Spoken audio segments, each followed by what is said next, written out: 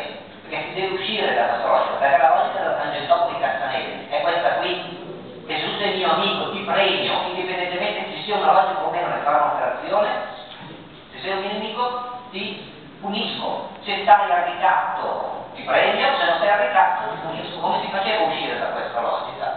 Si diceva facciamo un piano di governo del territorio che risponda ad una visione della città, poi può essere giusto, può essere sbagliato, possiamo dire che non si siamo d'accordo, che non siamo d'accordo, ma questo è il tema. Perché avete scritto sui volantini i terreni sono stati comprati con le tangenti, allora ci stiamo prendendo in giro, le tangenti non servivano per comprare i terreni, le tangenti servivano per comprare le decisioni politiche su quello che si doveva fare col piano di governo del territorio, e con questa amministrazione e con me le decisioni politiche non sono in vendita.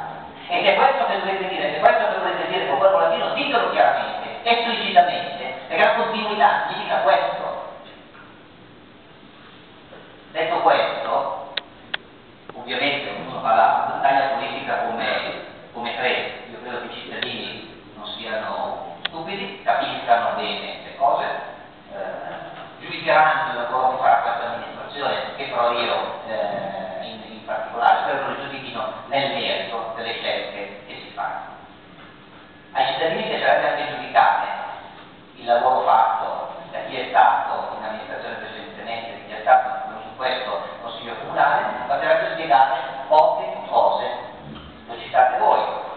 Nella delibera a Cassano l'amministrazione comunale dà incarico a un progettista, in realtà a lavorarci era un altro progettista, l'architetto Michele Ugliolo non aveva nessun incarico in questo comune. Allora, perché lavorava? Perché nessuno di voi si è chiesto come mai un professionista che non ha un incarico va a gestire un piano di governo del territorio?